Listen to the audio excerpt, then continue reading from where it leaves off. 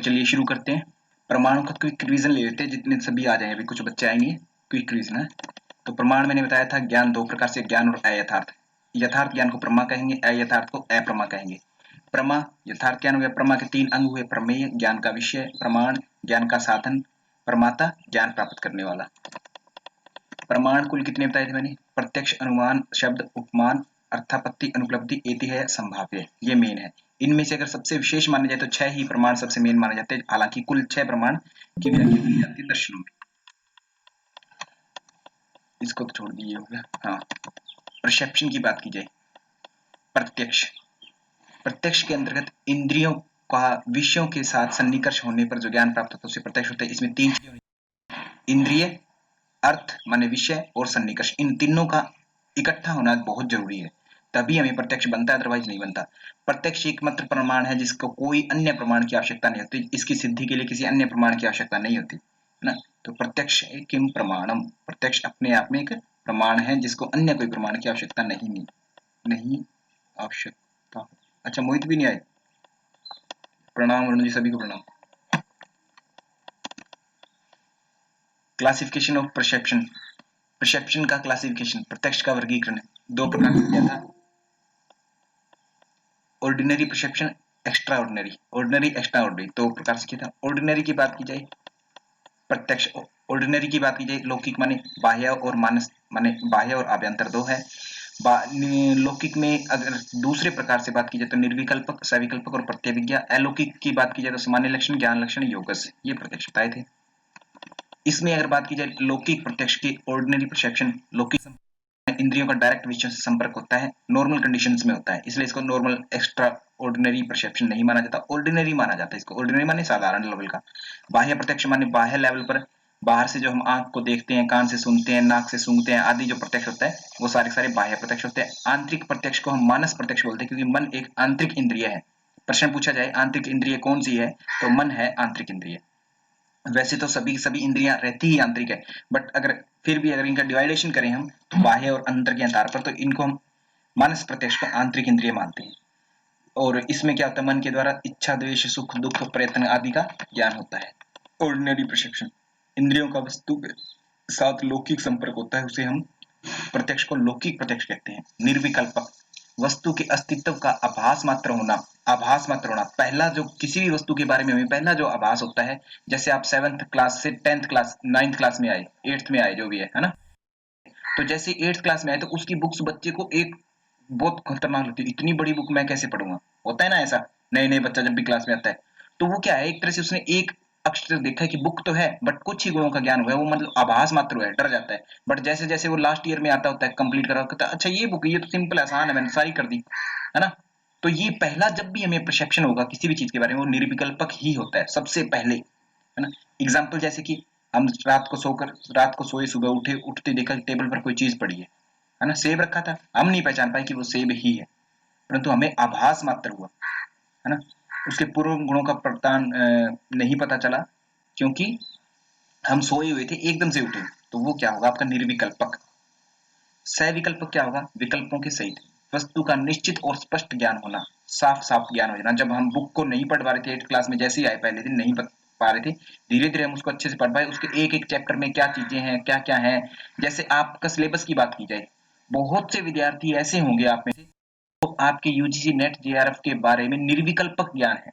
निर्विकल्पक ज्ञान माने कि सर ये नेट कैसे होता है, जेआरएफ किसे कहते हैं, किस एज के बाद में कर सकते हैं, कब कर सकते हैं। तो जब आप कर जाएंगे यूजीसी नेट जेआरएफ, है ना, या जब आप सिलेबस को अच्छे से पढ़ लेंगे, कंडीशंस को अच्छे से पढ़ लेंगे, तब आपको सारी बातें क्लियर हो जाएंगी, या मैं बता दूंगा तब क्लियर हो जाएंगी। तो वो क्या हुआ, सविकल्पक, सभी तरीके का ज्ञान स्पष्ट और निश्चित हो गया।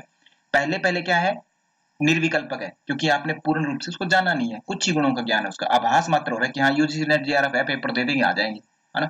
जब उसका पूर्ण रूप से ज्ञान हो जाता है स्पष्ट तौर पर, तब उसको हम कहेंगे सविकल्पक। प्रत्यभिज्ञा, पहचानना, पहले प्रत्यक्ष की हुई वस्तु को प्रत्यक्ष करके पुनः पहचान लेना। तो अब आपको ध्यान रखना है कि ये स्मृति से मिलता जुलता जरूर है, स्मृति से मिलता जुलता जरूर है, क्योंकि इसका आधार कौन है, स्मृति है, बट ये स्मृति है नहीं, है ना। जैसे एक लड़की अपनी माँ के से, पुत्री जो है अपनी माँ से मिलती जुलती है, बट वो माँ है नहीं, है तो उसकी बेटी ना। तो ये सेम है, तो कहने का मतलब स्मृति इसका आधार है, क्योंकि पहले हमने देखा था वो हमारे दिमाग में है, स्मृति है, उस स्मृति के आधार पर उसी से प्रत्यक्ष करना आवश्यक है, तब हम उसको पहचान लेते कि हाँ ये वही अमुक अमुक वस्तु है जो मैंने पहले भी देखी थी, 2 साल पहले या कल देखी थी, परसों देखी थी। तो वो है स्मृति, इसका आधार है, ये ध्यान रखना। मोहित जी ने प्रश्न काफी गंभीर किया था, है ना, दार्शनिक, काफी अच्छी फिलोसफी है मोहित जी आपकी। तो अलौकिक प्रत्यक्ष, एक्स्ट्रा ऑर्डिनरी माने साधारण से थोड़ा डिफरेंट। एक तो डायरेक्ट संपर्क हो रहा था, अभी थोड़ा इनडायरेक्टली कुछ हो रहा है। तो सामान्य लक्षण प्रत्यक्ष, हम हमेशा वस्तुओं को देखते हैं, है ना। जिस प्रत्यक्ष से जाति का प्रत्यक्ष हो जाए तो हम उसे सामान्य लक्षण प्रत्यक्ष कहते हैं। जैसे मैंने आपको बताया कि लैपटॉप ऐसा होता है ना।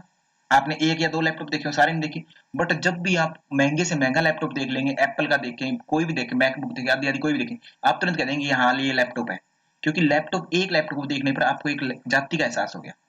आपको चने का एक बीज दिखाया गया, है ना, तो आपने जान लिया कि ये सारे सारे चने हैं, इतने सारे पड़े हैं जो कभी भी आप देखेंगे। आपने एक बूटा देखा हुआ है नीम का, है ना, एक पेड़ देखा हुआ है, उस एक पेड़ जहां भी जाए, चाहे उत्तराखंड में जाए, चाहे हरियाणा में जाए, चाहे भारत में कहीं भी किसी कोने जाए या बाहर विदेश में जाए, तो जहां भी ऐसे पत्तों वाली कोई चीज देखेंगे कह देंगे हाँ ये नीम है ना। तो वो क्या है, एक पेड़ को देखने पर आपने सभी के सभी नीम की जातियों का पता लगा लिया, सभी पेड़ों के बारे में पता लगा लिया कि ऐसे पेड़ हमेशा होता है। तो उसमें आपको क्या दिखा, हाँ प्रजाति भी कह सकते हैं, जाति प्रजाति जो भी है। जाति का अर्थ न्याय दर्शन में जाति एक शब्द विशेष पदार्थ यूज किया है। जाति, जाति माने सामान्य, सामान्य तत्व किसी चीज के, वस्तु किसी भी चीज के बारे में जाति, वस्तु सामान्य, इसका सामान्य हिंदी हिंदी में अगर अर्थ देखें तो सामान्य अर्थ निकलता है। जाति मीन्स नॉट ए कास्ट, ठीक है, न्याय दर्शन के अनुसार जाति वर्ड यूज किया, इसलिए जाति ही शब्द यूज किया जाता है, प्रजाति नहीं। ठीक है, जैसे विशेष पदार्थ आया वैशेषिक में, ऐसे ही जाति एक पदार्थ है, 16 पदार्थ मानता है न्याय दर्शन, उनमें से एक जाति पदार्थ है। तो हमें सामान्य लक्षण का गुण होता है, जैसे हमने राम को देखा, श्याम को देखा, इसके आधार पर हम कहीं भी जाते हैं मनुष्यों को पहचान लेते हैं। ज्ञान लक्षण प्रत्यक्ष वो है जिसमें एक इंद्रिय का ज्ञान हम दूसरी इंद्रिय के द्वारा जान लेते हैं। जैसे आंखों से हमने ठंड में ठंडे पानी को देखा, सर्दी के आंखों से देखा ठंडे पानी में से इससे नहाना है, इतना सोचते ही इमेजिन करते ही हमारी त्वचा में वो रोमकूप खड़े हो जाते हैं, ठंड आ जाती है। तो वो क्या है, आंखों से देखा, बट हो गया हमें स्पर्श का ज्ञान, जैसे पानी हमें स्पर्श कर रहा है, ऐसी इतनी ठिठुरन आ गई। योगज प्रत्यक्ष योग से जो पैदा होता है, ये प्रश्न आया था, योगियों में पाया जाता है। युक्त और युंजान दो प्रकार के योगी होते हैं। युक्त माने जो संपूर्ण गुणों से युक्त है, युंजान मतलब जो प्रारंभिक स्टेट में उसको ज्ञान प्राप्त करने के लिए थोड़ी ध्यान आदि करना होता है। अनुमान प्रमाण कल शुरू किया था, ये हमारा विशेष है, इस पर अब हम ध्यान से देखते हैं थोड़ा। अनुमान प्रत्यक्ष पर आधारित होता है। बेस क्या है, प्रत्यक्ष। अनु का अर्थ होता है पश्चात माने बाद में, और विजेंद्र जी ने कल बताया था कि इसका अर्थ छोटा भी होता है। तो छोटा ही है असल में, प्रत्यक्ष विस्तार में होता है, ज्यादा ये होता है, बट सिद्ध करते तो छोटी चीज को हम सिद्ध कर रहे होते हैं, है ना। हमने लाखों लोगों को लिया, है ना, लाखों लोगों को हमने अनुलोम विलोम करवाया, और फिर हमने एक छोटी सी चीज सिद्ध कर दी कि अनुलोम विलोम करने से जो डायबिटीज है वो कंट्रोल होती है, मानसिक समस्याएं कम कम होती हैं, कमजोर होती है, खराब हो जाती, मतलब सही हो जाती है ना, कोई और रोग होता है वो ठीक हो जाता है, एकाग्रता आती है वगैरह वगैरह, हमने ये कह दिया। तो माने कुछ और करवाया और छोटी सी चीज को हमने सिद्ध कर दिया। ये एक तरह से अनुमान के अंतर्गत ही आता है, सिद्ध कर रहे हैं जो हम, है ना, हेतु को देख करके हमने साध्य को सिद्ध कर दिया। दूसरी बात, अनु माने पश्चात, मान माने ज्ञान। तो अब इसको सही अर्थों में समझ रहे हैं, ये तो एग्जाम्पल के लिए समझा दिया। माने किसी ज्ञान के पश्चात में जो ज्ञान होता है उसे हम क्या कहते हैं, अनुमान कहेंगे, या प्रत्यक्ष के आधार पर जो होता है अनुमान कहेंगे। एक संकुचित परिभाषा हम ये कह सकते हैं, माने वह ज्ञान जो एक ज्ञान के बाद आए। जैसे पहाड़ पर धुएं को देखा आपने, धुएं का ज्ञान हुआ आपको, है ना, धुएं का प्रत्यक्ष हुआ। इस प्रत्यक्ष के आधार पर आपने अनुमान किया कि वहां धुआं है तो नीचे आग पक्का लगी होगी, अनुमान किया, है ना। धुआं प्रत्यक्ष जिसका हो रहा है उसको हम क्या कहते हैं, हेतु कहते हैं, माने कारण, क्या कॉज देखा। और आग मीन्स जिसको आपने सिद्ध करना है कि ये चीज वहां है, जो आपको दिखी नहीं है, बस जस्ट इमेजिन करना है, इमेजिन करना है आपको, ठीक है। इमेजिन माने आपने सोचा है, देखा अभी तक नहीं है, और फिर कोई व्यक्ति जाकर के देखता है तो हाँ सच में ही आग है, तुझे कैसे पता लगा, क्योंकि मैंने अनुमान किया, है ना। तो इससे क्या कहा है गौतम मुनि ने, तत्व पूर्वकम प्रत्यक्ष मूलक, ये इसका नाम दिया है। इन्फेरेंस अनुमान को इंग्लिश में कहा जाता है, जो इंग्लिश के विद्यार्थी है मोहित जी जैसे, है ना। बाकी मैं आपसे रिक्वेस्ट करूंगा आप इंग्लिश में याद करने के बजाय हिंदी में याद करिएगा, क्योंकि जो चीज हिंदी की है वो हिंदी में अच्छी लगती है, इंग्लिश की है वो इंग्लिश में ही अच्छी लगती है। क्लियर। अनुमान प्रमाण के लिए किसी कारण का होना आवश्यक है, तब भी अनुमान आवश्यक है। कारण मीन्स किसी ना किसी हेतु का होना आवश्यक है। पहाड़ पर अगर आप धुएं को ही नहीं देखेंगे कभी भी, तो आप आग का कैसे अनुमान करेंगे, कभी नहीं कर सकते, है ना। तो कारण कोई ना कोई होना चाहिए अनुमान करने के लिए। कोई व्यक्ति जेआरएफ आ गया, जिसका सागर जी जेआरएफ ले आए, है ना, गुंजन जी वगैरह, मोहित जी वगैरह सब बच्चे जेआरएफ ले आए, वरुण जी वगैरह, है ना, तो जेआरएफ आ गया तो इसका अनुमान हम क्या करेंगे, भाई बहुत ज्यादा पढ़ते थे ये बच्चे वास्तव में यार, कभी भी इन्होंने ना क्लास बंक नहीं की, डेली क्लास में आते थे वगैरह और अब बहुत जबरदस्त पढ़ाई की थी, तो मैंने जेआरएफ आने का मतलब ये निकाल लेंगे हम कि पढ़ाई की थी इन्होंने, है ना, तो कारण होना चाहिए। या कोई व्यक्ति एक्स वाई जेड है ना, कोई दूसरी एकेडमी के बच्चे पढ़ रहे थे वहां, उन्होंने फेल हो गए वो, है ना, तो हम अनुमान क्या करेंगे, उन्होंने पढ़ाया नहीं होगा, यही कहेंगे, ये एकेडमी पढ़ती है ठीक है। तो कहने का मतलब ये अनुमान करते होते हैं, कारण होना आवश्यक है, कोई भी कारण हो सकता है, उसके आधार पर हम किसी प्रकार का अनुमान कर सकते हैं। किसी ने हमारे साथ अच्छे से व्यवहार नहीं किया तो हम अनुमान कर लेते हैं, हो सकता है वो मेरी बात का बुरा मान गया हो, है ना, तो ये, तो इसमें क्या होता है, ये अनुमान नॉर्मल तो हम करते रहते हैं, अनुमान हर चीज के विषय में करते हैं, कभी हम नेगेटिव चले जाते हैं अनुमान करके, कभी हम बहुत ज्यादा उत्साहित हो जाते हैं, पॉजिटिव हो जाते हैं। मृदा की जांच भी क्या इसके अंतर्गत है? हाँ, अनुमान, बिल्कुल बिल्कुल, मृदा की जांच अगर हम करते हैं तो उसमें क्या, हम कुछ एक सैंपल ले लिया, है ना, एक सैंपल हमने लिया, सारी की सारी रिसर्च ही हमारी अनुमान पर ही डिपेंड है। हमारा मोस्ट ऑफ द वर्क, हम देखो 5 ज्ञान इंद्रियों से ही हम देख रहे हैं, छोटा मोटा चीजें देख रहे हैं आसपास की, 100 मीटर के एरिया में, मैंने बताया 100 मीटर के एरिया में ही हम चीज कर रहे हैं, एकदम से कहीं पर धमाके की आवाज आई सड़क पे बम, आपने इमेजिन कर लिया कि कोई बम फटा हुआ है या टायर फटा हुआ है, कुछ भी है ना, क्योंकि आपने सुना है कि कोई गोली तो नहीं आसपास में, ऐसा इमेजिन किया हुआ है। तो इतना ही है, बाकी तो सारा इमेजिन ही कर रहे हैं, अनुमान ही कर रहे हैं, सारा का सारा अनुमान कर रहे हैं, है ना, ए टू जेड। तो और इसके अलावा अगर हम कुछ और कर दें, जैसे कि अगर न्यूज मीडिया जो है गवर्नमेंट का बहुत ज्यादा सपोर्ट करने लग गए, तो हम सोच न्यूज मीडिया सारी सारी बिकी हुई है, क्या तुमने बिकते हुए देखा है? नहीं देखा, बट फिर भी इमेजिन कर जाते हैं बिकी हुई है सारे सारे, है ना, इतना ज्यादा ये दिखा रहे हैं उल्टी सीधी चीजें, जो काम की चीजें वो दिखा रहे हैं, इसका मतलब बिके हुए, पक्का बिके हुए, अनुमान कर लिया आपने। तो ये सब चीज अनुमान के आधार पर होती है, हमारी सारी सारी रिसर्च हो जाए, कुछ भी हो जाए, सब की सब अनुमान पर डिपेंडेंट है, A to Z, most of the work, ठीक है, हमारा अनुमान से होता है सारा का सारा। तो अनुमान के अलावा और भी प्रमाण होते हैं, ऐसा नहीं है कि सारा का सारा ही अनुमान आ गया, but most of the work हम अनुमान की सहायता से करते हैं। और कहाँ कहाँ कौन सा होता है वो भी हम देखेंगे। तो अनुमान में क्या आवश्यक है अनुमान करने के लिए, जो हेतु है। फरीद जी का बेहद स्वागत करते हैं हम, आज आए हैं हमारे साथ, डीपी बदल करके आए हैं अपनी। तो चलिए अभी प्रीत जी शुरू करते हैं आपके साथ, है हाँ। तो अनुमान के लिए भी हमने अनुमान कर दिया, जैसे आपको दम की आवाज आई तो आपने टायर फटने का अनुमान किया, है ना, हो सकता है वहां पर कोई सिलेंडर फट गया हो, तो कहने का मतलब अगर आपने देखा कि मैं तो टायर सोच रहा था, अरे ये तो सिलेंडर फट गया, है ना, या गोली चल गई, मैं तो टायर फटने ही सोच रहा था, तो अनुमान आपका गलत हो गया। तो गलत क्यों हुआ?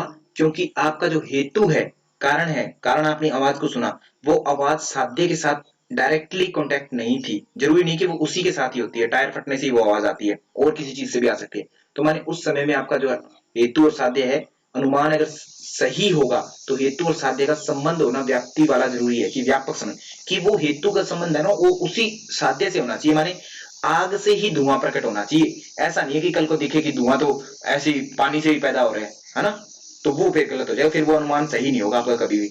लिंग और लिंगी, चिन्ह और चिन्ही, कारण और कार्य, इनका व्याप्ति संबंध होना बेहद जरूरी है। तो आपसे प्रश्न ये पूछा जाता है कि हेतु और साध्य के आधार उसे हम क्या कहते हैं, किस प्रमाण के अंतर्गत होता है? अनुमान प्रमाण के अंतर्गत। कारण कार्य, लिंग लिंगी, कारण कार्य इतना सटीक नहीं है, ये थोड़ा मैं सेट करवाऊंगा इसको आगे। लिंग लिंगी अथवा चिन्ह चिन्ह, ये तीनों जो है इनको अच्छे से रख लेंगे, ठीक है। इनके आधार पर जो भी आपको प्रमाण होता है, जो भी ज्ञान प्राप्त होता है, वो किस प्रमाण के अंतर्गत आएगा? आपके अनुमान प्रमाण के अंतर्गत आएगा।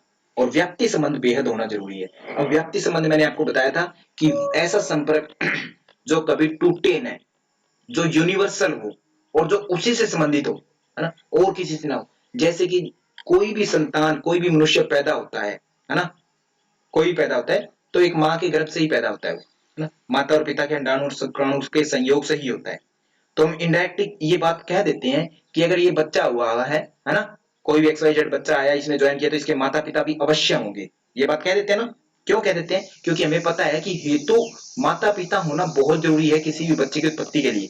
तो माने ये जब मैंने बात की कि ये बच्चा है, तो बताइए अपने पिता का नाम बताइए, ये मैं गर्व से पूछ लेता हूँ, है ना, पूरे विश्वास के साथ, कि आज तक कोई ऐसा नहीं हुआ जो अपने पिता के नाम के बिना, पिता के बिना या माता के बिना पैदा होता है। तो हेतु और साध्य माने जो घनिष्ठ संबंध है उसके आधार पर हमने कह दिया कि इसका पिता भी जरूर होगा। बरसात हो रही है तो उसका हमने कारण भी बता दिया कि पक्का बादल हो रखे हैं, है ना, फसल अच्छी हुई है इसका मतलब या तो किसान मेहनती था या मिट्टी उपजाऊ थी या बरसात अच्छी हुई है, कोई ना कोई कारण हम जरूर कह देते हैं। तो ये जो चीजें होती है ये हमारी व्याप्ति संबंध पर होती है, माने हमेशा 100% ये संबंध होना चाहिए। क्लियर है? ओके। तो अब जैसे आगे करते हैं अनुमान के पंच अवयव। यहां पर हमने कल बात को रोक दिया था 5 मेंबर्ड सिलोजिम्स। अब ये मोहित जी को आती है चीजें, मुझे पूरा यकीन है। सिलोजिम्स मनिका जी को भी आती है और बाकी सबको भी पता है। सिलोजिम्स फर्स्ट पेपर में बहुत इंपॉर्टेंट रोल अदा करता है। आपका 1 से 2 क्वेश्चन 100% पूछा जाता है यहाँ से फर्स्ट पेपर में। हालांकि इस पर हम नहीं जाएंगे, डीप में हो जाएगा, फिर अपने को इधर इधर करना है अनुमान का, जहां से एक ये 2 प्रश्न आने हैं। पंचावयव प्रश्न पूछा गया था पिछली बार कि पंचावयव का रिलेशन किस प्रमाण से है। तो प्रमाण कौन से है? अनुमान प्रमाण से है। इतनी बात क्लियर हुई। तो पंचावयव माने प्रमाण जो होते हैं, कौन से प्रमाण से संबंधित है पंचावयव? अनुमान प्रमाण के अंतर्गत आता है। पिछली बार ये प्रश्न आया है तो ध्यान रखना, इस बार ये प्रश्न आएगा कि पंचावयव में कौन कौन आता है ना। नेक्स्ट प्रश्न ये बनेगा, एग्जामिनर ये बनाने वाला है। कौन कौन आता है? प्रतिज्ञा, हेतु, उदाहरण सहित व्याप्ति वाक्य, उपनय, निगमन। ये 5 चीजों का क्रम होता है पंच अवयव। पंच अवयव, अवयव का अर्थ होता है अंग, ऑर्गन, है ना, अंग। ये है क्या, इनके ऊपर चर्चा करते हैं आराम से, बिल्कुल आराम से।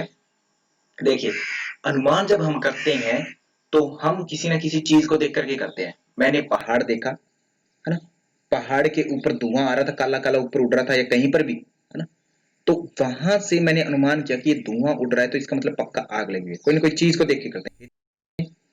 और धुआं देखते ही मैंने कह दिया कि आग है। आग ही क्यों किया, मैंने क्यों नहीं कहा कि पानी है? क्योंकि मैंने आज तक जहां भी देखा है वहां पर यही देखा है कि आग से ही धुआं बनता है, और किसी चीज से धुआं नहीं बन रहा कभी भी, आज तक देखा है। और आग होती है तो धुआं बनता ही बनता है ना। माने धुआं बनता ही बनता है, धुआं बनता है माने आग है ही है। बट आग हो तो जरूरी नहीं है कि धुआं हो, है ना। बट धुआं है तो पक्का आग होती है। ये बात हमें समझ में आ चुकी है। तो इस चीजों को हम सिद्ध कर देते हैं। अब इनको सिद्ध करने के लिए ना अनुमान करते होते हैं हम। एक तो मैं अपने लिए, मोहित जी ने अपने लिए अनुमान कर दिया कि, है ना, मोहित जी ने सोचा कि सर ने मुझे कह दिया कि मैं नमस्ते नहीं लूंगा मोहित जी की। क्यों नहीं लेंगे? हो सकता है ऐसा अनुमान कर ले कोई भी कि शायद पक्का मोहित ने पैसे नहीं दिए होंगे, पैसे खा गया होगा मोहित, है ना, फीस नहीं दी होगी मोहित ने। ये इमेजिन कर लिया, हालांकि ये गलत है, ठीक है, ऐसा इमेजिन कर लिया। एक अनुमान है ये भी एक अनुमान है ना।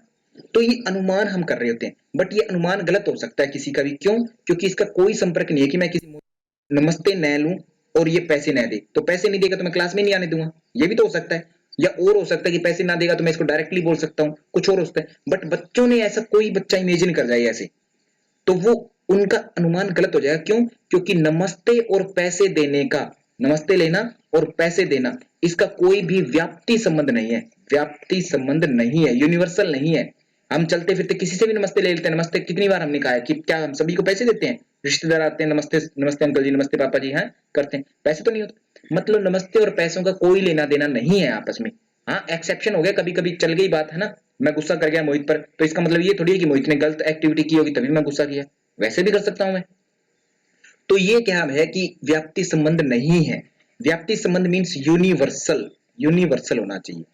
अब जब यूनिवर्सलिटी, यूनिवर्सल होगा तो अब इसमें दो चीजें आ जाती है। एक तो मैं अनुमान करता हूं अपने लिए।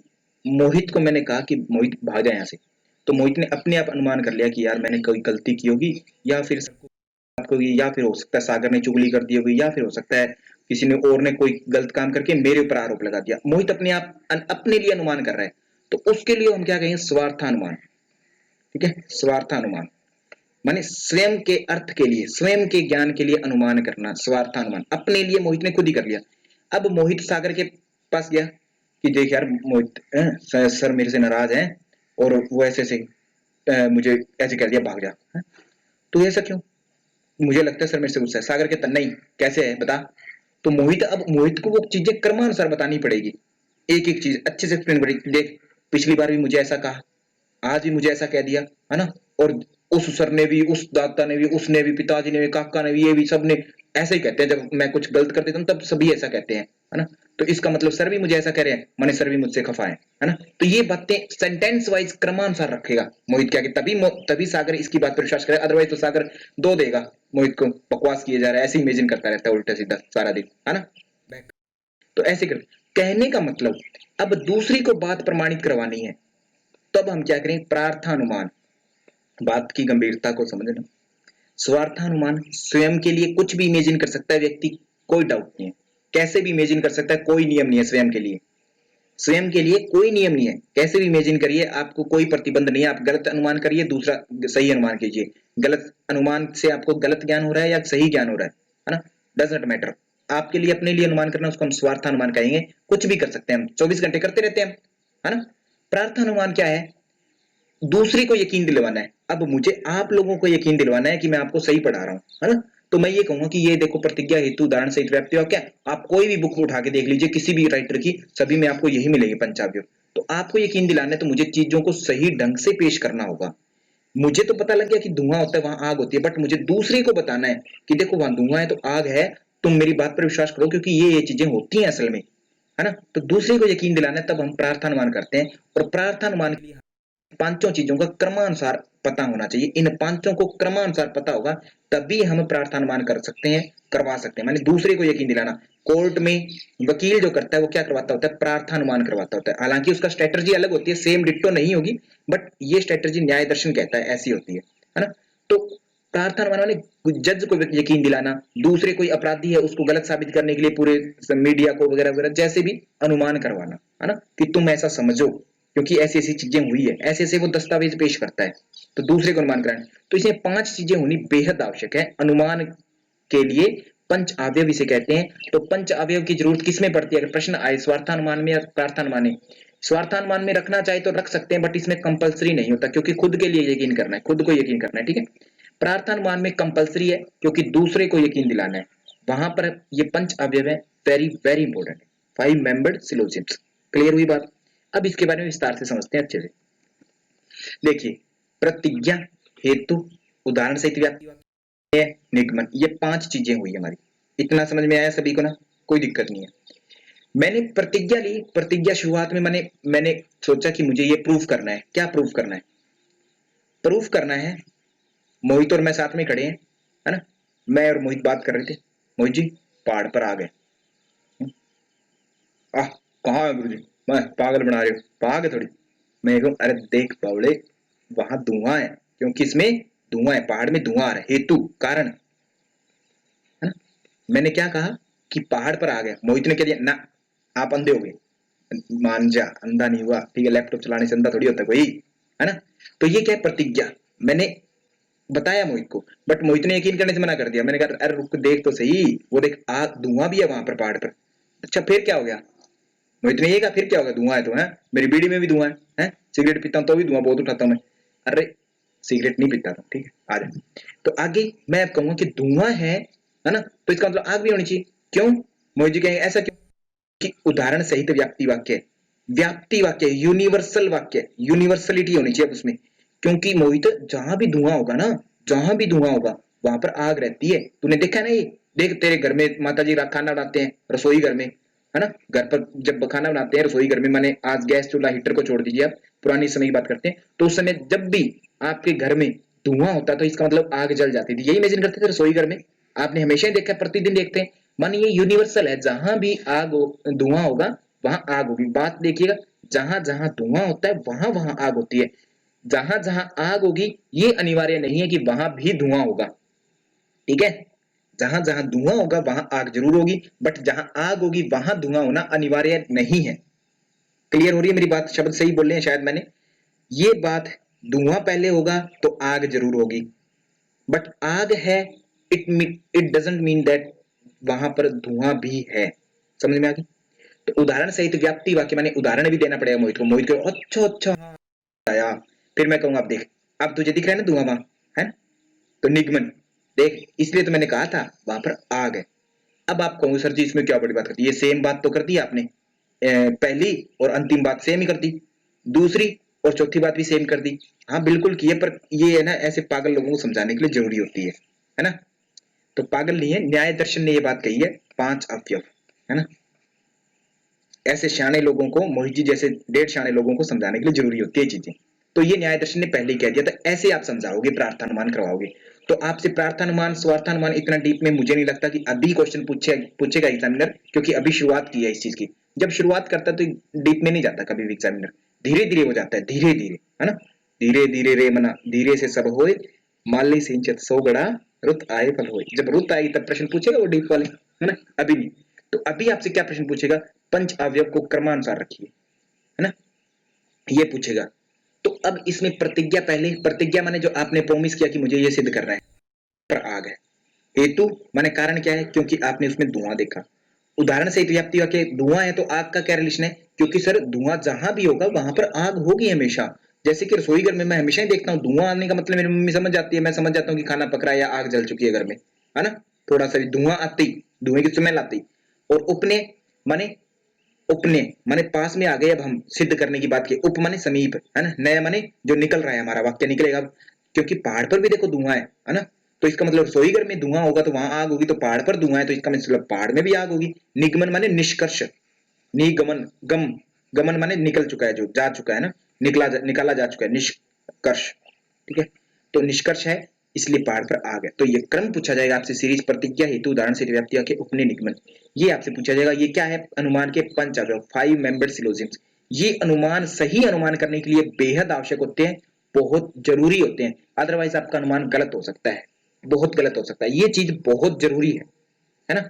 हेतु का साध्य के साथ व्याप्ति बहुत ज्यादा जरूरी है। हेतु का साध्य के साथ अनुमान करने के लिए क्या आवश्यक है, हेतु और साध्य का व्याप्ति संबंध बहुत आवश्यक है। व्याप्ति संबंध, अगर व्याप्ति संबंध नहीं होगा तो इसका मतलब आपका अनुमान जो है वो गलत हो सकता है। फॉर एग्जाम्पल, मैं कहीं गया, शिमला कुल्लू मनाली जहां भी, या बर्फ देखी, बर्फ में मैंने देखा कि भाप निकल रही है ना, हल्की सी ऐसे भाप से बन रहा है, धुआं सा बन रहा है ना, हल्का सा बनता होता है। तो मैंने कह दिया कि ये देखो धुआं निकल रहा है ना, बर्फ में आग लगी हुई है। गलत है, बर्फ का और आग का कोई रिलेशन नहीं है, कोई संबंध नहीं है, व्याप्ति संबंध नहीं है। दूसरी बात, आपने देखा कि दूर पहाड़ पर ओस सी आ जाती होती है, कई बार ओस बरसात होती है तो उसमें ऐसे धुआं, ऐसा लगता है जैसे धुआं उठ रहा है। तो वो जो धुआं नहीं है, पहली बात तो, है ना, वो जो बरसात हो रही है उसका है, ओस का आग के साथ कोई रिलेशन नहीं है। या मैं ये कहूं कि जादूगर दिखाते होते, एक एग्जांपल, कि रस्सी को सीधा टाइट कर देते हैं, वो डंडा बना देते होते हैं। तो मैं ये अनुमान कर लूं कि देखो जादूगर ने रस्सी को सीधा कर दिया था, इसका मतलब सारी सारी रस्सियां कठोर होती हैं, सीधी होती हैं। जरूरी नहीं है, व्याप्ति संबंध नहीं है, क्योंकि रस्सी हमने नरम भी देखी हुई है, मुड़ी हुई भी देखी है, नरम भी देखी है। तो सीधा होने का रस्सी से कोई व्याप्ति संबंध नहीं है। वो जादूगर करता है, वो ट्रिकी करता होता कुछ, है ना, व्याप्ति संबंध नहीं है, यूनिवर्सल नहीं है। बट आग, धुआं और आग, इनका रिलेशन जो है यूनिवर्सल है, मतलब हमेशा रहता है, हमेशा रहेगा। धुआं जहां भी होगा आग पाई जाएगी, बट आग जहां हो वहां धुआं पाया जाए ऐसा जरूरी नहीं है। जरूरी नहीं है, सत्य असत्य दोनों हो सकते हैं, बट धुआं जहां भी होगा आग होगी। ये बात क्या सभी के समझ में आई, किसी की ना समझ में आई तो एक बार मैं रिपीट कर देता हूँ। एक बार यस और नो लिख दीजिए भाई कमेंट्स में, है ना। एक दो बच्चे भी कह देंगे, मैं समझ जाऊंगा कि हाँ समझ में आ गई या नहीं आई। हरीना जी, पूनम जी हैं क्या, प्रिया जी भी आए होंगे आज शायद, तेजेंद्र सिंह, तेजेंद्र सिंह जी, आदरणीय तेजेंद्र जी को समझ में आ गई, मैं समझता हूँ कि मैं धन्य हो गया बस, है ना, बस धन्य हो गया। चलो अब आगे चलते हैं, अनुमान का आधार। तो अनुमान का आधार उनको याद रखना है, प्रतिज्ञा, हेतु, उदाहरण सहित व्याप्ति वाक्य है 3, चौथा क्या होगा उपनय, पांचवा क्या होगा निष्कर्ष। ये रट्टा मार लेना है अच्छे से, समझ गए ना एक बार तो आपको समझ में आ जाएगी। अब अनुमान का आधार होता है, अनुमान के आधार जो होता है मेनली क्या होता है, पक्ष और साध्य के बीच संबंध स्थापित करना ही अनुमान का मुख्य कार्य होता है। पक्ष क्या होता है सर, हेतु और साध्य तो हम समझ गए, पक्ष देखो अब क्या होता है। इधर चलते हैं पीछे एक बार फिर से,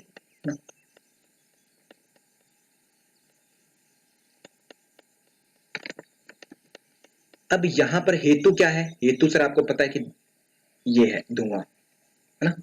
साध्य क्या था सर, साध्य आपकी आग थी। तो सर पक्ष आया, पक्ष मींस जिसके अंदर हेतु आपने देखा। हेतु कहां देखा सर, पहाड़ में देखा, और पहाड़ में ही आपको आग सिद्ध करनी है। पक्ष वो चीज है जहां पर हेतु और साध्य को आपको मिलाकर के अनुमान सिद्ध करना है उस वस्तु के बारे में, ठीक है, तो वो पक्ष कहलाता है। बात समझ में आई, पक्ष और हेतु और साध्य, है ना।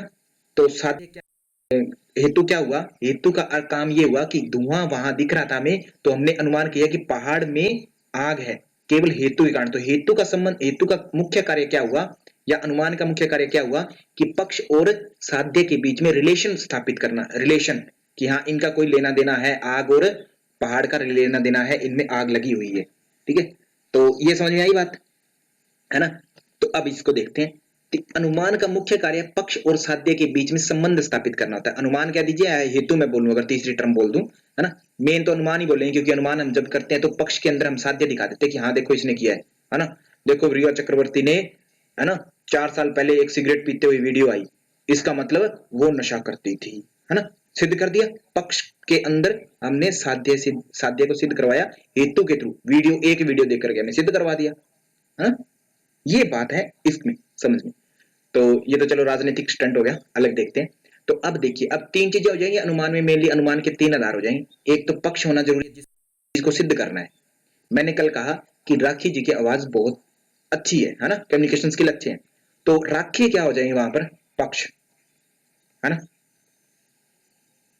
मैंने कहा कि आवाज बहुत अच्छी है ना, मैंने सुना है, तो आवाज जो अच्छी है क्योंकि मैंने सुना है, मैं उसका कारण हो सकता हूं, मैं सुनाता हूं या फिर मैंने सुना है, जो उनकी कम्युनिकेशन स्किल है वो हो सकता है ना। साध्य जो अच्छा, मैंने कह दिया कि अच्छी आवाज है, ठीक है। तो ये तो चलो गलत तरीके का अनुमान हो गया एक तरह से, इसमें हेतु और साध्य का रिलेशन नहीं है, व्याप्ति संबंध नहीं है, तो इसलिए अनुमान ये गलत होगा, क्योंकि ये जरूरी थोड़ी है किसी को और को ना अच्छी लगे, है ना। तो ये अनुमान के लिए जरूरी है कि हेतु और साध्य का पहला ही नियम है कि व्याप्ति संबंध हो, व्याप्ति माने यूनिवर्सल रिलेशन हो उनका हमेशा के लिए, हमेशा। दूसरा, पक्ष जो है वो होना जरूरी है जिसमें आपको रिलेशन स्थापित करना है। आग और धुआं हवा में कहीं नहीं मिलेंगे, आपको एक जगह पर मिलेंगे, या तो किसी लकड़ी से उठ रहा होगा धुआं, या किसी पहाड़ में कहीं पेड़ वगैरह में लगा हो, या कहीं और किसी वस्तु में गत्ता आदि कुछ भी चीज होगी जो सूखी लकड़ी वगैरह होगी उसमें से उठ रहा होगा। माने पक्ष वो चीज है जहां पर और साध्य में स्थापित करना है। तो इनको इंग्लिश में टर्म दिया गया माइनर टर्म, मिडिल टर्म माने मीडिएटर का काम करती होती है, और मेजर टर्म माने जिसमें हमें वो चीज स्थापित करनी है ना, साध्य सिद्ध करना है, जो प्रूफ, जो प्रमाणित करना है हमें। तो हेतु और साध्य के बीच का व्यापक संबंध ही व्याप्ति संबंध है, ये बात मैं पहले भी बता चुका हूं। व्यापक संबंध माने यूनिवर्सल लेवल पर पूरी तरह से विस्तार, विस्तृत, व्यापक बोलते हैं विस्तृत, व्यापक माने हर जगह जो फैला हुआ है, हर जगह ही ये सेम रिलेशन पाया जाए तभी वो व्याप्ति संबंध है, अदरवाइज नहीं। जैसे मैं बात कहूं, दूध, दूध हमेशा सफेद होता है, बिल्कुल होता है ना। अब हल्दी वाला दूध लगाओ तो वो समस्या हो जाएगी, हल्दी वाला सर, हल्दी वाला दूध है, वो फिर हल्दी वाला आ गया तो हल्दी वाला पीला हो जाएगा। मैं नॉर्मल दूध की बात करता हूँ कि गाय का दूध जो हम पीते हैं या भैंस का दूध पीते हैं, नॉर्मली हमें सफेद ही दिखता है। अब मुझे मोहित जी तक कर सकते हैं सर, उसमें राइबोफ्लेविन पाया जाता है और उसके कारण उसका रंग पीला होता है। हाँ होता है, बट दिखता तो सफेद ही है वो लगभग, है ना। राइबोफ्लेविन किस विटामिन को कहते हैं, प्रश्न का उत्तर दीजिए जल्दी से। विटामिन को ही कहते हैं, मिनरल को कहते हैं, किसको कहते हैं, जल्दी से बताइएगा। इसका उत्तर ज्यादा राइट रीना जी दे सकते हैं, क्योंकि इनके नाम से रविंद्र जी ने दे दिया, हाँ इनकी राशि है ना। अच्छा, राइबोफ्लेविन B2 को कहते हैं क्या, पक्का? तो भाई रविंद्र जी वास्तव में बहुत अच्छा पढ़ रहे हैं आप, मुझे बड़ी खुशी हुई। B2 मीन्स राइबोफ्लेविन, ठीक है। इस विटामिन के कारण इसका रंग जो होता है, क्या होता है, दूध का रंग पीला होता है। विटामिन वर्ड याद रखना है, विटामिन बोला है मैंने, मिनरल नहीं बोला मैंने, कोई पिगमेंट नहीं बोला, विटामिन बोला है, ठीक है मोहित जी, इस बात को अच्छे से समझना है आपको, विटामिन बोला है। पिगमेंट भी होता है एक अलग, उसके बारे में आपको मैं बाद में पूछूंगा, नेक्स्ट प्रश्न आने वाला है उसके लिए। तो दूध, दूध का रंग मोस्टली सफेद, तो आप कह देंगे, मैं जैसे ही बात करूंगा कि दूध है, दूध पी रहा हूं, तो ऑब्वियस सी बात है, सीधा समझ जाएंगे कि सफेद होगा पक्का। क्यों? क्योंकि आपने जितने भी दूध देखे हैं, गाय के, भैंस के, जितना दूध देखा है ना, तो वो सारे के सारे आपने सफेद ही देखे हैं। तो इसके बीच में व्याप्ति संबंध है, इसलिए मैं कहूं कि दूध, मेरा दूध काला था, है मैंने जो दूध पिया काला था, तो आप कह देंगे बिल्कुल दूध या तो दूध पिया नहीं होगा या कुछ और पी गया होगा, है ना। तो माने सफेद होगा दूध तो हमेशा, क्योंकि व्याप्ति संबंध है दूध और सफेदी का। तो ये रिलेशन जो होता है, संबंध व्याप्ति संबंध कहलाता है, हमेशा यूनिवर्सल जो रहता है, हमेशा यूनिवर्सल जो पाया जाता है उसको हम व्याप्ति संबंध बोलते हैं। और ये किसके बीच में होना जरूरी है अनुमान करते समय, हेतु और साध्य के बीच में, पक्ष के बीच में नहीं। पक्ष तो वो चीज है जहां पर हमें स्थापित करना है ना। मैं ये कहूं कि मेरी कटोरी में दूध है, तो माने वो सफेद रंग का होगा, कटोरी, कटोरी जो होगी आपका वो पक्ष होगा जहां पर है, समझ रहे हो मेरी बात को, वो पक्ष होता है। हेतु और साध्य माने कारण और कार्य कह सकते हैं, चिन्ह और चिन्ही, लिंग और लिंगी बोल सकते हैं इसको। इतनी बात क्लियर है। इनमें व्याप्ति संबंध होगा तभी अनुमान सही होगा, अदरवाइज अनुमान हमारा सही नहीं होगा, है ना, अनुमान सही नहीं होगा। मैं अभी अभी राखी जी की आवाज बहुत ज्यादा सुंदर है ना, आवाज बहुत ज्यादा मधुर है। अब आवाज मधुर है तो क्या इसमें मैं ये कहता हूँ कि उनके रंग रूप ये वो मिस यूनिवर्स होंगे? नहीं, बिल्कुल भी नहीं, क्योंकि आवाज मधुर होना और मिस यूनिवर्स होना डिफरेंट, दोनों डिफरेंट है। जरूरी नहीं कि मिस यूनिवर्स हो उसकी आवाज भारत की कोकिला जैसे हो, है ना, जरूरी तो नहीं। और जिसकी जो सुंदर हो उसकी आवाज सुंदर होना अच्छी होना जरूरी नहीं है, और जिसकी आवाज अच्छी है उसकी जरूरी नहीं है कि वो, हाँ हो सकती है दोनों चीजें, बट ये जरूरी नहीं है। माने इनमें व्याप्ति संबंध नहीं है, किसी की सुंदरता उसकी वाणी से कोई व्याप्ति संबंध नहीं है, रिलेशन नहीं है। बात को माने समझे, इस चीज को मैं जो समझाना चाह रहा हूँ कि व्याप्ति संबंध होना बहुत जरूरी है ना। मैंने व्याप्ति संबंध के आधार पर मैंने कह दिया कि मोहित जी है जो भाई सारा दिन मजाक करते रहते हैं, सर इसका मतलब पढ़ते नहीं है क्या? इसका कोई व्याप्ति संबंध नहीं है, पढ़ते भी है वो, पढ़ने के टाइम पर खूब पढ़ते, इतनी मेहनत करते हैं कि हम इमेजिन नहीं कर सकते, इतनी जबरदस्त मेहनत कर जाते हैं। और मजाक करने के टाइम पर मजाक करते हैं, माने मैनेजमेंट ऑफ लाइफ सीख रखा है उन्होंने बहुत अच्छे से। तो व्याप्ति संबंध नहीं होगा वहां पर, क्यों? क्योंकि वो रिलेशन यूनिवर्स नहीं है। कोई अगर मजाक करे तो इसका मतलब ये नहीं है कि वो पढ़ता नहीं है या पढ़ता बहुत ज्यादा है, दोनों ही मतलब नहीं निकलते। यूनिवर्सल रिलेशन नहीं है। हो सकता है बहुत से पढ़ने वाले बिल्कुल कुछ बोलते ही ना हो सकता है बहुत से पढ़ने वाले इतने ज्ञानवान होते हैं कि हर चीज में उनको रस मिलता है, हर चीज में ज्ञान मिलता है उनको, है ना, जीवन को बहुत अच्छे से जीते हैं। तो व्याप्ति संबंध नहीं है। व्याप्ति संबंध मीन जो यूनिवर्सल ट्रुथ होगा वो, है ना, यूनिवर्सल रिलेशन होगा, हमेशा ही जो विस्तृत रूप में पाया जाएगा, हर जगह पाया जाएगा, उसको हम बोलेंगे व्याप्ति संबंध। इस बात को क्लियर करना है। अब है अनुमान के प्रकार। अनुमान के प्रकार की बात की जाए तो प्रयोजन के दृष्टिकोण से अनुमान के मुख्य रूप से दो भेद। प्रयोजन, उद्देश्य। उद्देश्य क्या है हमारा? उद्देश्य मेरा इतना ही है कि मोहित के बारे में केवल मैं अनुमान कर लूं, है ना, पहाड़ के बारे में केवल मैं अनुमान कर लूं कि देख पहाड़ पर आग लग रही है, आग लग रही है, ठीक है ना, या केवल मैं मेरे लिए कर लूं, तो वो कौन सा स्वार्थानुमान, माने मेरे लिए किया गया, स्वयं के लिए किया गया अनुमान, अभी बता दिया था इसके बारे में। दूसरा उद्देश्य मेरा अब ये हो जाता है कि मैं दूसरे को बताऊं, तो दूसरे को जब बताना है तो प्रार्थानुमान, जिसमें जब हम दूसरों की शंका को दूर करने के लिए अनुमान करते हैं, अनुमान का सहारा लेते हैं। मैं इतने सारे एग्जांपल लेकर के आता हूं अनुमान, क्योंकि मुझे पता होता है कि ऐसे आपके साथ भी घटित हुई होंगी चीजें, तो आप आसानी से उस बात को हाँ सर अच्छा अच्छा ये मतलब है समझ जाते हैं, उदाहरण देते ही लोकल एग्जाम्पल देकर, क्योंकि ऐसा मैं समझता हूं कि वो आपके साथ भी हुआ होंगे, हालांकि उनका व्याप्ति संबंध नहीं होता आपस में, बट फिर भी मैं आपको अनुमान करवा देता हूँ कि हाँ ऐसा हो सकता है। आपकी शंका दूर करने के लिए मैं जो क्रियाएं करूंगा वो प्रार्थानुमान कहलाऊंगा। इसको अगर सटीक तरीके से करना है प्रार्थानुमान को, तो न्याय दर्शन क्या कहता है? पंच अवयव, ठीक है, पंच अवयव, पंच अवयव होना बहुत जरूरी है। प्रार्थानुमान पंच अवयव की आवश्यकता होती है, पंच अवयव, ठीक समझ गए मेरी बात को? पंच अवयव होना बेहद जरूरी है, पंच अवयव, पांच अंग प्रार्थानुमान के लिए। स्वार्थानुमान भी आप पंच अवयवों का सहारा ले सकते हैं, नो डाउट, बट इसमें आवश्यक नहीं है, आप चाहें तो बिना इसके भी कर सकते हैं, जैसे जी करे वैसे चाहिए। स्वार्थानुमान में स्वार्थ है ना, स्वार्थी व्यक्ति कुछ भी करे, है ना।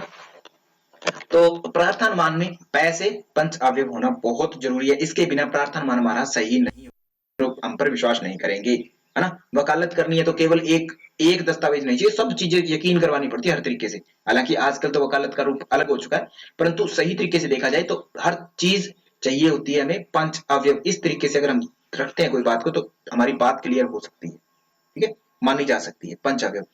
ये बात समझ में आई? क्या क्या हुए इन पंच अवयव में? एक तो प्रतिज्ञा बताया मैंने सबसे पहले, दूसरा हेतु बताया, तीसरा उदाहरण, नॉर्मल उदाहरण भी मिल जाएगा आपको लिखा हुआ शब्द, तो इसका पूरा अर्थ ये होगा उदाहरण, ऐसा उदाहरण जिसमें व्याप्ति संबंध हो, है ना, व्याप्ति संबंध हो। तीसरा और चौथा उदाहरण मिल जाएगा आपको, चौथा मिलेगा उपनय पंचावयव में, और पांचवा क्या होगा आपका निगमन। तो ये आपके पंच अवयव माने जाते हैं, पांचों के पांचों। इतनी बात क्लियर हुई, है ना। पंचावयव किसमें जरूरत पड़ेगी? प्रार्थानुमान में। दो प्रकार का अनुमान हो जाएगा प्रयोजन के दृष्टिकोण से, उद्देश्य के दृष्टिकोण से। आपका उद्देश्य क्या है, मुझे बताना या खुद को ही अपने आप में ही जान लेना, है ना। अब फिर अनुमान के और प्रकार होते हैं, यानी कारण और कार्य के आधार पर, कारण और कार्य के आधार पर अनुमान के प्रकार किए हैं, या मैं यूं कहूं समय को देखते हुए, समय के दृष्टिकोण से, है ना, दृष्टिकोण से अनुमान किए हैं, है ना कुछ। तो ये अनुमान कैसे हैं? पूर्ववत, शेषवत और सामान्यतः दृष्ट। पूर्ववत, शेषवत और सामान्यतः दृष्ट। पूर्ववत अनुमान क्या होगा? जो मैंने पहले ही अनुमान कर लिया कि आज क्लास में मोहित जी आए हुए हैं, जरूर उल्टी सीधी बातें करेंगे, है ना, क्लास को सही ढंग से नहीं चलने देंगे, ये मैंने अनुमान कर लिया पहले ही। मोहित ने कुछ किया नहीं अभी तक, मैंने अनुमान कर दिया। ये तो हो गया आपको समझाने का दृष्टिकोण। अब दार्शनिक भाषा में बात करते हैं। तो दार्शनिक भाषा में पूर्ववत क्या है कि जैसे ही बादल होते हैं तो हम कह देते हैं कि ओहो आज तो बरसात होगी। ये क्या है हमारा पूर्ववत, माने बरसात हुई नहीं है, केवल तभी हमने कह दिया कि पूर्ववत। शेषवत, हम कोई बरसात हो गई, उसके बाद में हमने कहा कि अरे देख खेत में गए हम, बूंदे पड़ी हुई थी, ऐसे पानी बिखरा हुआ था पूरे आसपास में, उन्होंने कह दिया अरे तेरी बरसात हुई थी, काम हो गया, तब हमने कहा। सामान्य तो दृष्ट सामान्य रूप से जो हम करते रहते हैं ना, जैसे मोहित और सागर इकट्ठे आते हैं, मैं ये कह दिया कि सागर आया है क्लास में, अच्छा आया है, मोहित भी पक्का होगा। मोहित जी चले गए क्या? ये एक बंदा कौन सा कम हो गया भाई, मोहित जी भाग गया। अच्छा मोहित जी तो है। डॉक्टर रजीता जी गए हैं, उनको हिंदी समझ में नहीं आती है भाई, उनकी समस्या है, समस्याओं को दूर करेंगे धीरे धीरे। तो अनुमान के प्रकार, पूर्ववत अनुमान। पूर्ववत माने पहले जो अनुमान कर लिया। अब समझ रहे हैं इसकी भाषा को, अभी मैंने समझा दिया, बेसिक समझा दी ना चीज। पूर्ववत माने पहले जो अनुमान कर लिया कि कारण देखा, हमें कारण पता है कि मोहित आ गया क्लास में, अब जो क्लास है, कार्य जो है हमारा संपन्न नहीं होने वाला है ना, मोहित ने विघ्न डाल दिया, अब क्लास अच्छी नहीं होगी। ये हमने क्या कर दिया, अनुमान कर दिया, है ना। ऐसे ही ज्ञात कारण के आधार पर अज्ञात कार्य का अनुमान करना पूर्ववत।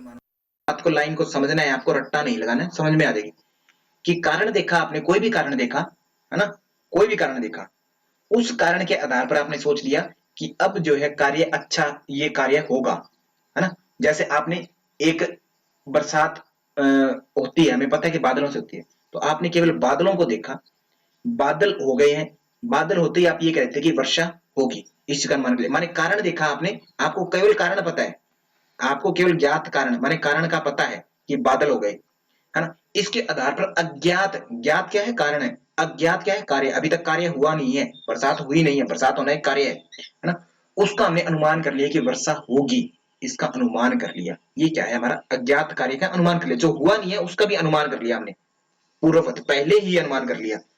दूसरी, फॉर एग्जाम्पल और समझाऊं कि फसल जो है अच्छी नहीं होगी हमारी, क्यों, क्योंकि इस बार बरसात नहीं हुई, मालिक हमारा कर कम कर दीजिए, क्योंकि इस बार बरसात नहीं हुई, हमारी फसल अच्छी नहीं होगी, है ना। ये इमेजिनेशन कर लेते हैं, पानी नहीं मिला फसलों को, फसल, है ना, पहले ही अनुमान कर लिया, फसल अभी तक पैदावार हुई नहीं है, निकल करके आई नहीं है, उससे पहले ही अनुमान कर लिया। किसान देखे होंगे कि भाई कितनी फसल हो जाएगी इस बार, कहते यार हाँ 5-10 क्विंटल किले की हो जाएगी, है ना, 40-50 क्विंटल हो जाएगी, क्विंटल, है ना। फसल पैदा नहीं हुई है, रिजल्ट नहीं निकला है, पहले ही अनुमान कर लिया, तो वो क्या है, पूर्ववत अनुमान, पहले अनुमान करना।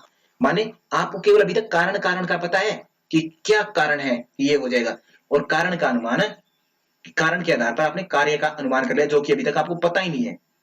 समझ में आ गई पूर्ववत। शेषवत, शेष कब होता है, भागफल आदि करते हैं, 10 में से 4 गए, शेष कितने रहे, ये 6, है ना, समझिए। 5 आदमी थे यहाँ क्लास में, 2 साइन अप चले गए, है ना, तो कितने रहे शेष, इतने, है ना। 1000 आदमी जुड़े हुए थे, है ना, एक संगठन से, आधे चले गए, कितने रहे, आधे, शेष, समझे। तो शेष माने एक तरह से बाद का काम आ गया, है ना, बाद में। ये क्या था, पूर्ववत, पूर्व का अर्थ होता है पहले, पूर्व दिशा हम बोलते हैं, पूर्व माने सूर्य जिधर आता है, सूर्य सबसे ऊपर आता है, उस दिशा को हम क्या कहते हैं, पूर्व। संस्कृत में पूर्व का अर्थ होता है पहले। क्लियर है ये बात। दूसरी, शेषवत माने बाद में अनुमान करना, सब कुछ हो गया फिर हम बाद में अनुमान करते हैं क्यों हुआ ये, है ना। जैसे भाई किसी ने सुसाइड कर ली और उसका हम अनुमान करते फिर रहे भी, इसने मार दिया, उसने मार दिया, तिगड़ा कर दिया, फलाना कर दिया, स्टंट के लिए, है ना, तो अनुमान कर रहे हैं शेषवत, जब सब कुछ बिगड़ गया फिर अनुमान कर रहे हैं। तो ज्ञात कार्य के आधार पर, हमें कार्य पता है कि सुसाइड हो चुकी है, उसके आधार पर हम ये जान रहे हैं कि कारण क्या है, इसका कारण क्या है, ये क्या है, शेषवत। सुसाइड हो चुके, कार्य हो चुका है, हमें कार्य का पता है कि सुसाइड हुई है, अब हम उसके कारण ढूंढ रहे हैं अलग अलग। अरे होनहार विद्वान के होत चिकते चिकने पात, हाँ वो ये वो इसमें आ जाएगा आपके पूर्ववत में। जैसे हम कहते हैं ना, पूत के पांव पालने में दिखाई दे जाते हैं, पालने में दिख जाते हैं, माने बेटा जब हुआ उसी टाइम हमने बता दिया कि ये तो भाई बड़ा होनहार है ना, सपूत होगा, तो बड़ा होकर, अभी तक उसने कोई ऐसा काम नहीं किया, अभी तक तो, है ना, चीख चिल्ला ही रहा है, छोटा बच्चा है, बट फिर भी हमने कह दिया कि पूत के पांव पालने में सिखाई दी थी, मतलब बचपन में ही कह दिया पूर्ववत। ज्योतिष जो विद्या है वो कौन सी विद्या है? ज्योतिष विद्या भविष्य के बारे में बताती है हमेशा ही, भविष्यवाणी वगैरह, तो वो किस में होगी? पूर्ववत अनुमान का होगा। समझ में आ गई? तो शेषवत अनुमान ज्ञात कार्य के, आपको इतना पता है, आप सुबह सुबह उठे, है ना, आप सुबह सुबह उठे, कल आपने देखा कि आसपास में पानी पड़ा हुआ है, हर जगह चारों ओर पानी पानी है, कपड़े मैंने डाले हुए थे रात में वो भी भीग गए, है ना, छत पर पानी है, नीचे आंगन में पानी है, आसपास के दृश्य में पानी है, खेत में गया तो वहां भी पानी। तो आपने अब देखा नहीं था रात में बरसात होते हुए, बट आप जैसे उन चीजों को देख रहे हैं तो आपने अनुमान कर लिया कि पक्का रात बरसात हुई है, इसलिए ये पानी खड़ा है यहाँ पर, है ना, इसलिए पानी खड़ा है। समझे मेरी बात को? तो ज्ञात कार्य के आधार पर अज्ञात कारण का अनुमान करना क्या है? आपका शेषवत अनुमान। अज्ञात कारण, कारण क्या था? कार्य आपने देख लिया कि पानी भरा है यहाँ पर ना, बहुत ज्यादा काम हो चुका है बरसात का, अब उसका कारण खोज रहे हैं कि पानी आया कहां से, या तो किसी ने फेंक दिया अगर कपड़े कपड़ों में पानी डाला है, बट ये तो हर जगह है, मतलब बरसात हुई होगी। और दूसरी बात, सागर जी जेआरएफ कर गए, मोहित जी जेआरएफ कर गए, तो अब मैं पूछूंगा, है ना, या कोई और पूछेगा कि ये जेआरएफ कैसे कर गए, है, ये तो उल्लू है, ये तो पढ़ते ही नहीं है, बट सारी रात जागते रहते हैं, ऐसे उधर उधर घूमते रहते हैं, ऐसे कहीं, बट कोई समझदार हो वो ये करे ना, ये पढ़ने वाले हैं, जेआरएफ तुम करके दिखा दे भाई, ऐसे ही अगर इतने ये पागल दिख रहे हैं तो, है, तुम करके दिखा दो।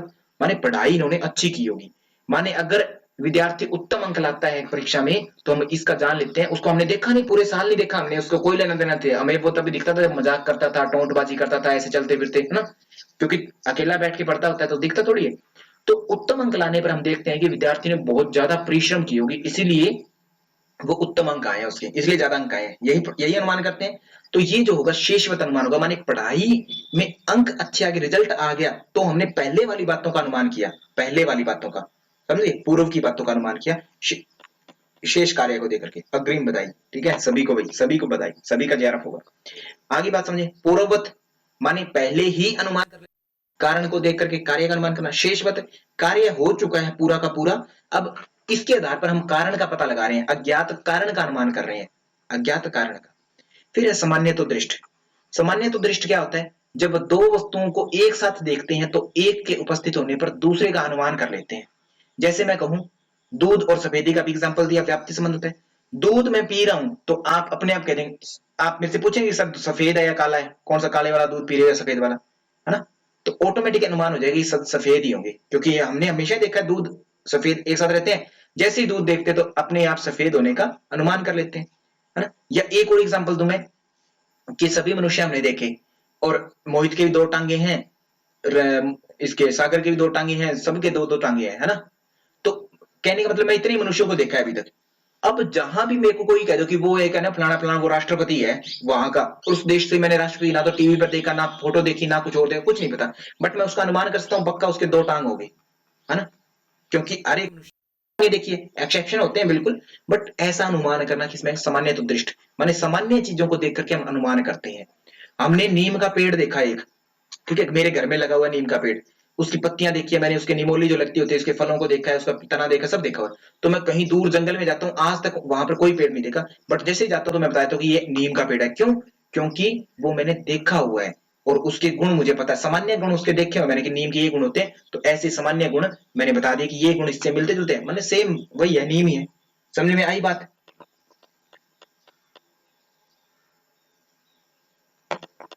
आगे बात ये अनुमान के प्रकार पूर्ववत, शेषवत, असामान्य तो दृष्ट। रीना जी, विजेंद्र जी, विजेंद्र सर आपका तो क्लियर है, आपसे तो मुझे सीखना चाहिए कुछ। राखी जी, मोनिका कुमारी जी, और मोहित जी आप तो चुप रहे तो वो ज्यादा अच्छा है ना। और भाई तजेंद्र जी,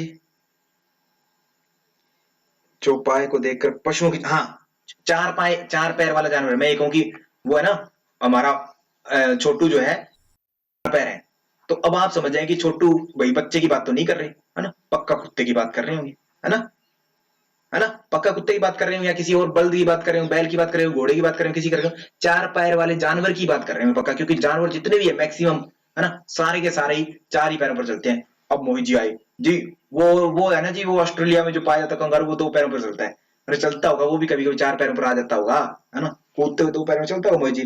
क्यों ऐसे कर रहे हो आप उल्टी सीधी बातें? मान जाए करो, हैं? खेलना ही नहीं है मोहित को। आपको हम खेल में लेना नहीं चाहते, इसलिए पहले हम आपको रोक रहे हैं। ठीक है, हमें अनुमान है कि आप गड़बड़ कर देंगे, खेल में चीटिंग करते हैं, हम खिलाना नहीं चाहते आपको, इसलिए आपके पहले ही पीछे पड़ गए हम।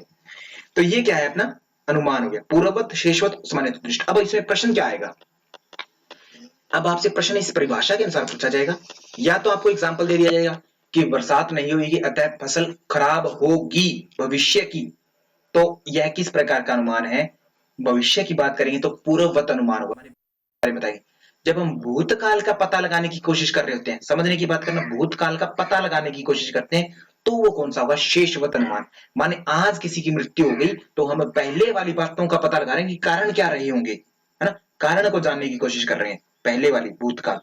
आज मेरी हाथ की रेखाएं टेढ़ी मेढ़ी कैसी है ना, विजेंद्र जी ने देखा और कहता गुरु जी आपके हाथ में 1000 करोड़ रुपए लिखे हुए हैं, है ना, देख के बता दिया, है, विजेंद्र जी ने कह दिया, तो माने मेरे कारण को देखा है, कारण को देख करके कार्य बता दिया, यहाँ पर कार्य बताया, ठीक है, भविष्य के बारे में बताया पूर्ववत, शेषवत भूतकाल के बारे में। इतनी बातें समझ में आई। अब आपसे दूसरी परिभाषा क्या आएगी, या तो ये उदाहरण देकर के पूछेंगे, उदाहरण यही आने वाले हैं, दूसरे नहीं आने वाले, अधिकतर वही उदाहरण आते हैं जो आपकी बुक में लिखे होते हैं एज इट इज कॉपी, अनाप शनाप कुछ उदाहरण नहीं आते, 1-2% इधर उधर हो जाता है, बट आप समझ जाएंगे देखते ही उदाहरण को, इसलिए मैं उदाहरण वही रखता हूं जो बुक्स में दिए रहते हैं, और आपको भी वही पढ़ने या उदाहरण अच्छे से दो जो बुक में दिए हुए हैं, और बाकी आप जीवन में समझने के लिए हर तरीके से समझ सकते हैं, है ना।